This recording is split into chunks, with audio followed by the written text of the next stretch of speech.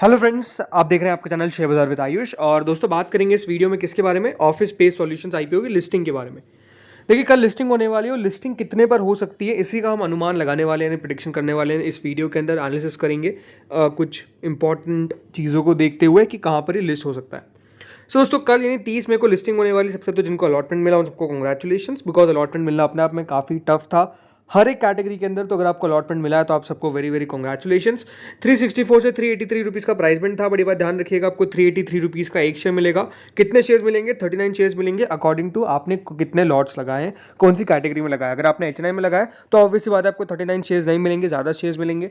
और अगर आपने रिटेल में लगाया तो आपको 39 से ज़्यादा शेयर्स नहीं मिल सकते हैं। कुल मिलाकर दोस्तों ये 600 करोड़ का इशू था। लेकिन बड़ी बात क्या थी कि जो बड़ा पोर्शन था वो किसका था? Offer for sale. अब देखिए, माना क्या जाता है, माना ही जाता है कि जब ऑफर फॉर सेल आता है कोई भी इशू का तो वो ज़्यादा पॉजिटिवली मार्केट नहीं लेता है।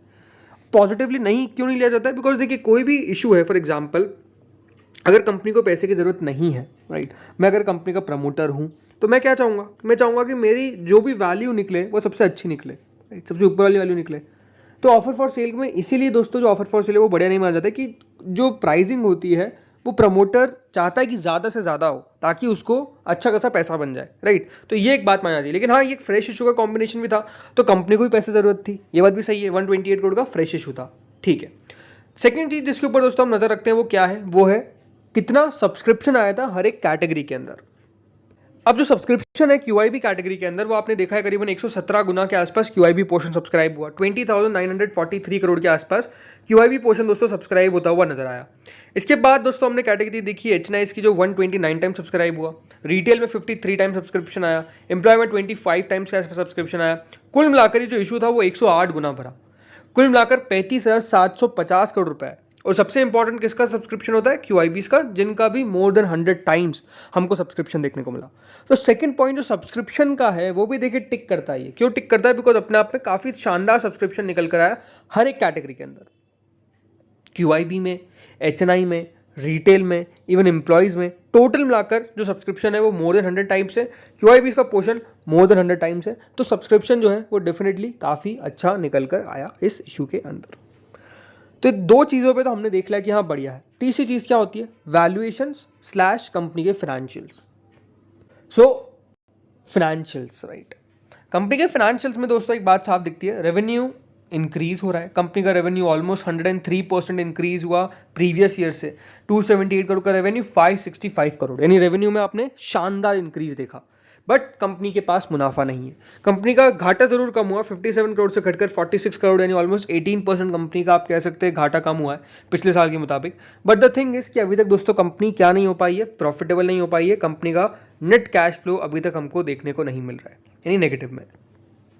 सो फाइनेंशियल्स के टर्म पे दोस्तों कंपनी उतनी अच्छी नहीं बैठ पाती है बिकॉज कंपनी अभी नुकसान में चल रही है। वैल्यूएशंस, क्योंकि देखिए कंपनी का कोई एग्जैक्ट पीयर नहीं है। कोई भी जो ऑफिस स्पेस काम कर रही है अभी एग्जैक्टली कोई लिस्टेड ऐसी कंपनी नहीं है, तो इसको हम कंपेयर भी नहीं कर सकते। तो आप अगर कहते हैं कि इसकी वैल्यूएशन ऊपर है या फिर बहुत ज़्यादा है तो भी देखिए गलत हो सकता है, क्योंकि हो सकता है बाजार दे दे इसको वैल्यूएशन। और अगर हम कहते हैं कम है तो हो सकता है कि देखिए ये भी गलत हो जाए कि बाजार माने कि नहीं तो बहुत ज़्यादा है। तो आई थिंक वैल्यूएशंस पे कमेंट करना अभी सही नहीं बनता है, क्योंकि हमारे पास एग्जैक्ट फिगर नहीं है कि हाँ इतनी वैल्यूएशन बाजार मान दे के चल रहा है और इतनी वैल्यूएशन इस कंपनी की है, तो वो बात सही नहीं है। दूसरी बात, PE इसका बैठेगा नहीं, क्योंकि अभी कंपनी नुकसान में चल रही है।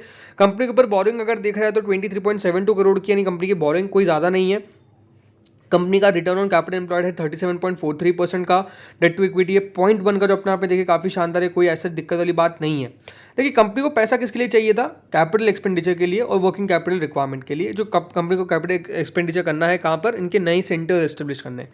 सी द थिंग इज, सब देखने का ये लगता है कि देखिए कुछ फैक्टर्स है जो कंपनी के पॉजिटिव हैं और कुछ फैक्टर्स है जो नेगेटिव है। पॉजिटिव फैक्टर्स क्या है? पॉजिटिव फैक्टर्स है कि देखिए सब्सक्रिप्शन काफ़ी अच्छा निकल कर आया, एक नया टाइप का बिजनेस मॉडल है, तो मार्केट भी देखिए इंटरेस्टिंग इसलिए इसको देखेगा।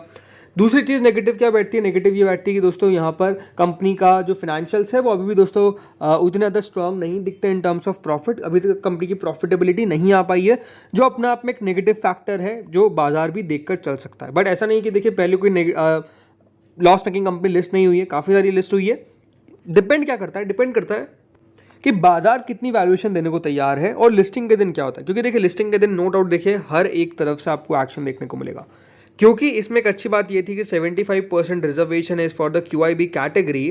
तो 75% रिजर्वेशन होने के कारण होगा क्या कि मेजरली पोर्शन दोस्तों किसके पास है, QIBs के पास, राइट। QIBs के पास मेजरली पोर्शन है, तो ये एक आपके पास है कि QIBs कौन से हैंड्स होते हैं, स्ट्रॉन्ग हैंड्स होते हैं, इतना जल्दी बेचना वो शुरू नहीं करते हैं।